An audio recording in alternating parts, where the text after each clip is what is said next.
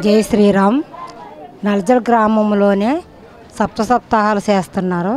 మేమందరూ పాల్గొని చేసాం. ఈ కార్యక్రమం సేవ చేసాము. 4 గంటల నుంచి 11 వరకు మేము చేసాము. డెకరేషన్లు అన్నీ కూడా సాయంకాలం 4 గంటల వరకు క్రతువు జరిగింది. అంతా కూడా సప్తాహాల గురించి భజన కార్యక్రమాలు అన్నీ బాగా జరిగినాయి. పొరుగురు జనం కూడా వచ్చారు. చూసి ఆనందం చాలా బాగా పడ్డారు. ఆఖరి రోజు కూడా ఇలాగే జరగాలని అనుకున్నాం మేము అందరం కూడా. అలాగే ఇంకా ఎక్కువగానే జరిగింది. చాలా సంతోషంగానే చెప్తున్నారు. అందరూ కూడా అంటున్నారు.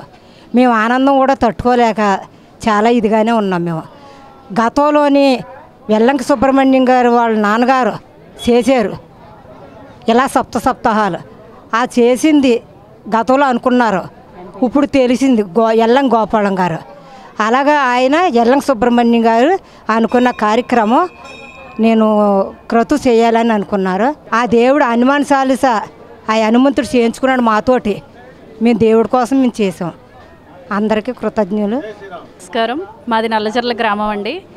ఈ గుడి కట్టి 80 సంవత్సరాలు అయిందని అందరం కూడా చాలా ఆనందంగా ఉన్నాము. ఎందుకంటే ఇన్ని రోజుల నుంచి కూడా ఏ రోజున కూడా ఇక్కడ కార్యక్రమం ఆగలేదు. ఏదో ఒక సందర్భంలో జరుగుతూనే వచ్చినాయి. ఇప్పుడు ఈ కార్యక్రమం యొక్క విశేషం ఏంటంటే సప్తాహాలు అని ప్రారంభించారు.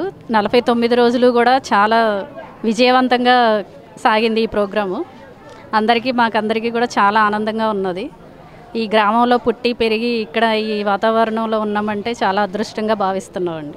జై శ్రీరామ్. హరే శ్రీనివాస.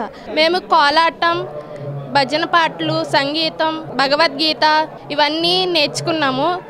మాకు ప్రతి సమ్మర్ హాలిడేస్లో అన్నీ నేర్పుతారు. కోలాటం, భజన, హనుమాన్ చాలీసా, గీత, సంగీతం ఇవన్నీ నేర్పేవారు. ఇప్పుడు కూడా ప్రతి సమ్మర్ హాలిడేస్లో నేర్పుతున్నారు. ప్రతి చిన్నపిల్లలకి గుడికి రావడం, ఆధ్యాత్మికతను తేల్చడానికి ఇలాంటి కార్యక్రమాలు ఎన్నో జరుపుతారు నల్లజర్ల గ్రామంలో. ఈ హనుమాన్ చాలీసా పారాయణం ప్రతి ఒక్కరిలో నడవడిక, ఆధ్యాత్మిక నడవడిక పెంచుతుంది. నల్లజర్ల గ్రామంలో పుట్టడమే ఒక వరంగా భావిస్తున్నాం. హరే శ్రీనివాస. జై శ్రీరామ్. మాది నల్లజర్ల గ్రామం. మా గ్రామంలో ఎప్పుడూ పూజలు లాంటి కార్యక్రమాలు జరుగుతాయి. 49 రోజులు హనుమాన్ చాలీసా జరిపారు. మా లాంటి పిల్లలకి వేసవి కాలంలో కోలాటం కూడా నేర్పిస్తారు. జై Sriram. Like and subscribe Eagle Media Works.